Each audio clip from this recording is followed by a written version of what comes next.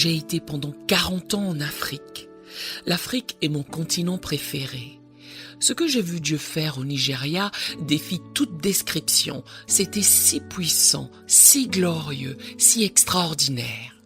Quand j'étais jeune évangéliste là-bas, j'avais environ 30 ou 31 ans, j'étais dans le Nord, ce qu'ils appelaient à l'époque le Transvaal du Nord, en Afrique du Sud.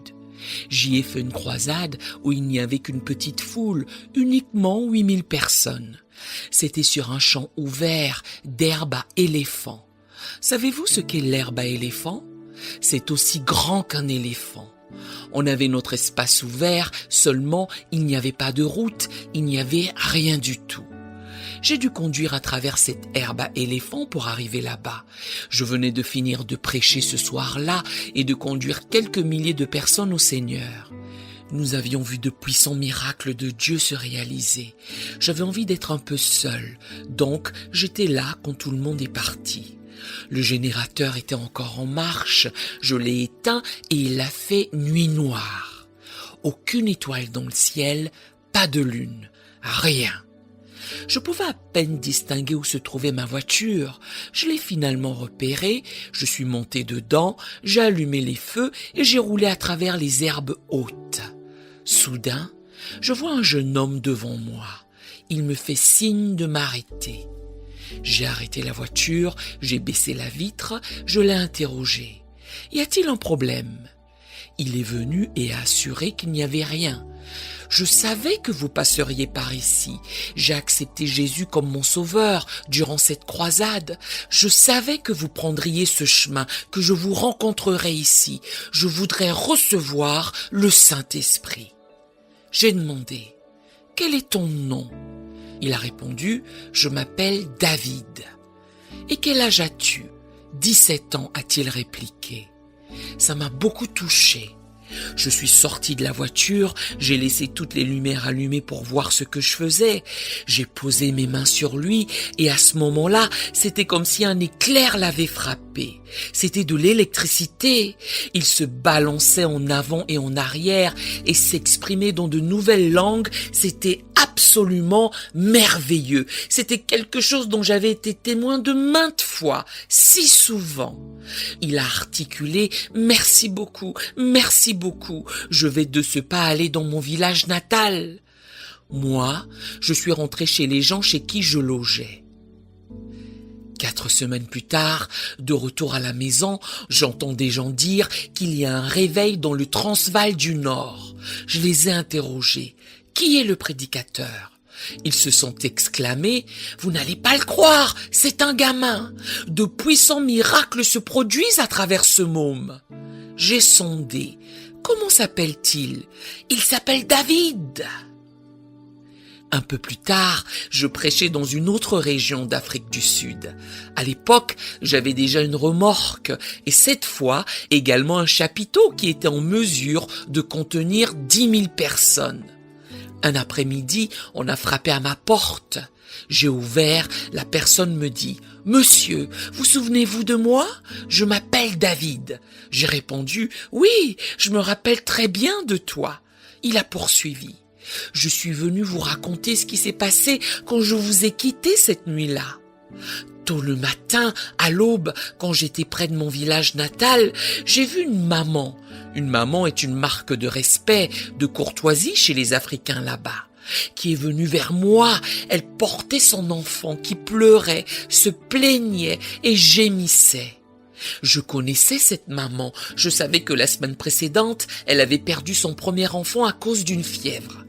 À présent, le deuxième enfant était tout aussi fiévreux. Aussitôt, l'amour de Dieu m'a saisi. Bien que selon notre coutume, il m'était interdit de lui parler, je me suis approché d'elle et j'ai sollicité « Maman, puis-je prier pour ton enfant ?» Elle a riposté « Fais tout ce que tu veux, oui, tu le peux !» J'ai prié pour cet enfant. Immédiatement, l'enfant a cessé de pleurer et a murmuré « J'ai faim, maman, j'ai faim !» Il était totalement guéri. La mère était si heureuse qu'elle a couru vers le chef et a annoncé « Chef, Tu sais comment j'ai enterré mon premier enfant? Mon deuxième était sur le point de mourir comme lui, quand David a prié pour lui. Il est maintenant complètement guéri. Le chef s'est écrié: « Quoi? J'ai une fille qui est très malade. Elle est née infirme. J'ai vu les meilleurs médecins d'Afrique du Sud. Personne n'a pu l'aider. Appelle David pour qu'il prie pour ma fille. » On l'a appelé et il est allé à la cabane du chef.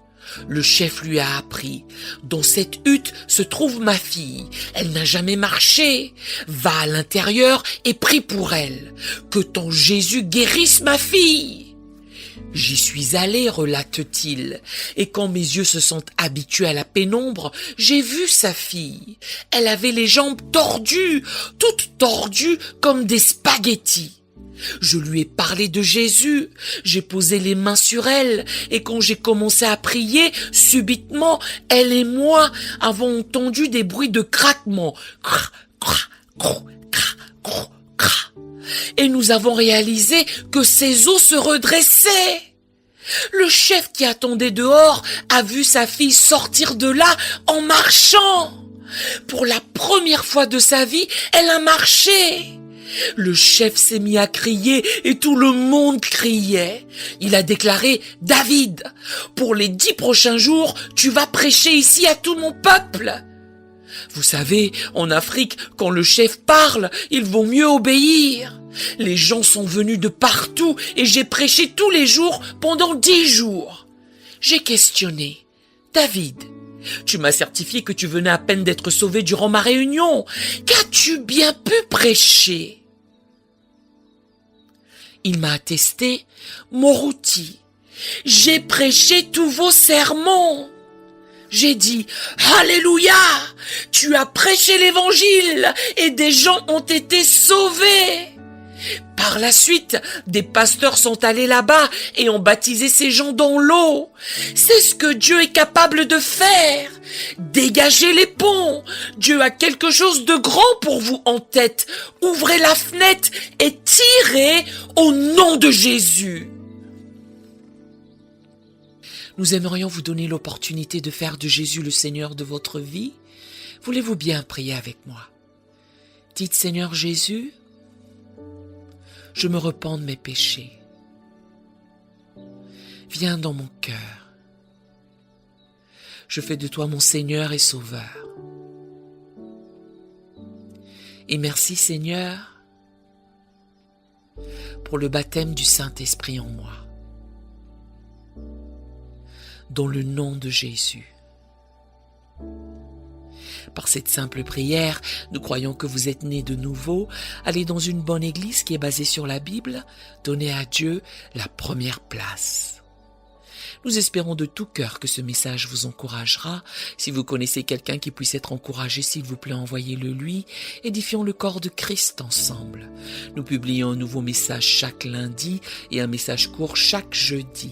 Appuyez sur la cloche des notifications pour vous le rappeler. Merci infiniment de nous soutenir en vous abonnant à notre chaîne. Que Dieu vous bénisse abondamment.